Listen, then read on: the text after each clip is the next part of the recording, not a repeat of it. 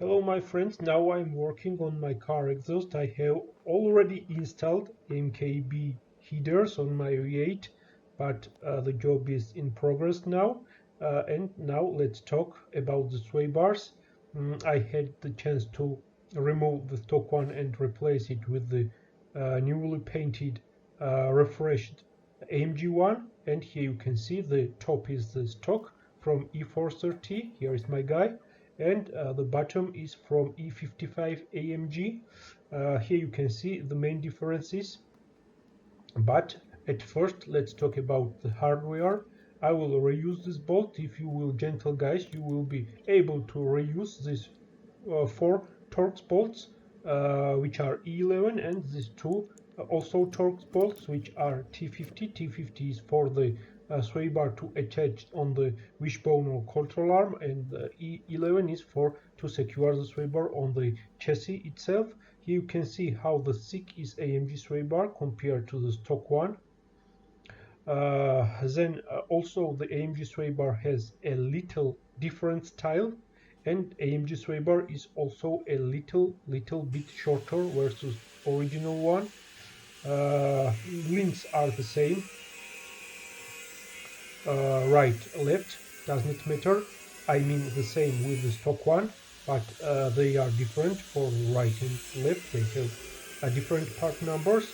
I have attached them on the sway bar. It was a difficult part of the job, but I have done it. Also guys, the rubbers are different. Only AMG models have the rubbers which are bigger, and here I have got them. Let's move forward.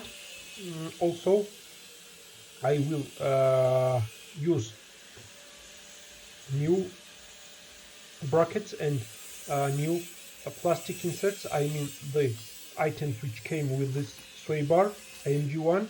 I have repainted the mounting brackets. Here you can see them, and also I have here the plastic parts. They are the same stock, non-AMG. AMG does not matter. Also left, right is the same, so I will reuse them and not disassemble the stock sway bar. Here you can see the part number of the AMG one. Once again, I have got it from Netherlands or Holland, as you can call it. Once again, now I will install the sway bar on the car and then share the result with you. I will not show you the installation process because it is simple, and there are many videos on the YouTube. But make sure to tighten the bolt with specific torques.